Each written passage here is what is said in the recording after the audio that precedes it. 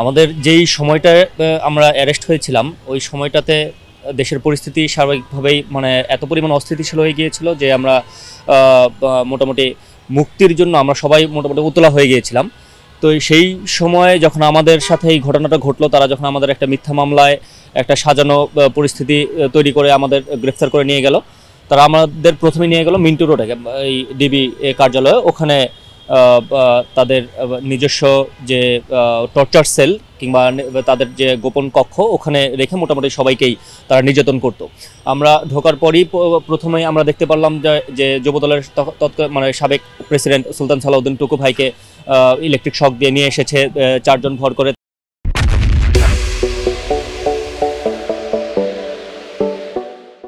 তার পরপরই দেখলাম যে উত্তর বিএনপির সভাপতি আমিনুল হক ভাইদেরও একই কায়দায় তারা টর্চার করে নিয়ে এসেছে।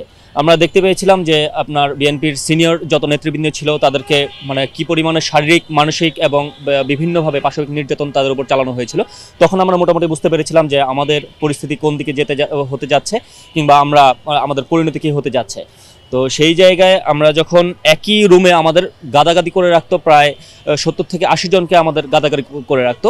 যাদেরকে টর্চার করা হতো তাদেরকে কোনোরকম কোনো চিকিৎসা না দিয়ে বরং তাদের উপর আরও আপনার মানে যেভাবে নির্যাতন চালানো যায় রুমে আটকে রেখে, সেভাবে তারা নির্যাতন চালাতো। এমনকি হচ্ছে যে যাদেরকে আমরা দেখেছি যে তাদেরকে টর্চার করে মানে কয়েকজনের উপর ভর করে নিয়ে এসেছে, তাদেরকেও তারা ঠিকমতো মানে আমরা নিজেদের যদি চিকিৎসার চেষ্টা করতাম সেই সুযোগও তারা দিত না। তো আমাদেরকে শুধুমাত্র দিত যে একটা ব্যথার ওষুধ দিত এবং হচ্ছে একটা গ্যাস্ট্রিক ওষুধ দিত, যেন পরবর্তী সময়ে ব্যথার ওষুধটা দিলে যেন ব্যথাটা একটু প্রশমিত হলে যেন তারা আবার পরবর্তী সময় ডেকে নিয়ে আবার তারা নির্যাতন করতে পারে। এমনকি আমরা এও দেখেছি যে আমাদের এমন হয়েছে যে দিনে 2 বার করে আমাদের ডাক পড়েছে, দিনে 2 বার করে আমাদের উপর টর্চার হয়েছে। আপনাদেরকে যে রুমে রেখেছিল সেই রুমটা কেমন ছিল? সেই রুম হচ্ছে যে একটা বদ্ধ একটা ঘর, যেখানে 2টা এক্সস্ট ফ্যান, মানে বিশাল বড় বড় 2টা এক্সস্ট ফ্যান সারাক্ষণ চলতো এবং রুমের উপর হাই ভোল্টেজের আপনার লাইট জ্বালানো থাকতো সবসময়, রাত দিন 24 ঘন্টায়।